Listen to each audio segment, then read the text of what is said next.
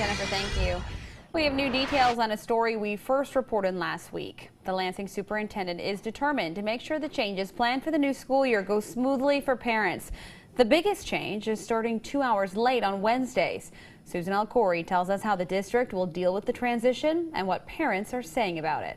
Parents are bracing for a new schedule. It'll take some getting used to with the kids. But once it's part of their routine, Leanne Davis is looking forward to some benefits. I think overall it sounds like a really good idea. We've got weekly doctor's appointments all the time, so if I can get those scheduled then, I'm not pulling kids in and out of school, signing them out, missing instructional time. That's part of why the Lansing School District made the change, to help keep more kids in class who ended up being absent because of half days. Change is hard, but we're trying to do this so that we can eliminate those unpredictable half days, which really are a hardship for most families that are, many families that are working. Since the district cut back on gym, art, and music time last year, the superintendent tells me they're trying to set up those programs with partners like the Y as one option for students on Wednesday mornings. Most of them are not for pay, and those that are for pay, we're trying to figure out some numbers on what the relative cost would be so that we may be able to pick that up as well. And it doesn't mean teachers will be sleeping in.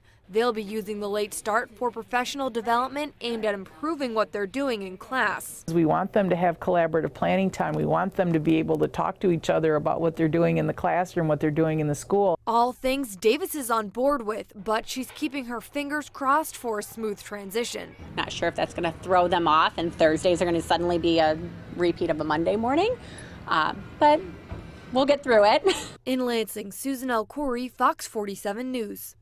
The late start isn't new to local schools. Holt has been doing it for over 20 years as its secondary school, and the superintendent tells me it's really helped teachers make improvements in their classrooms. Plus, last year, Lansing's Eastern High School tried it out, and the district says the success there is part of why they expanded it to every school.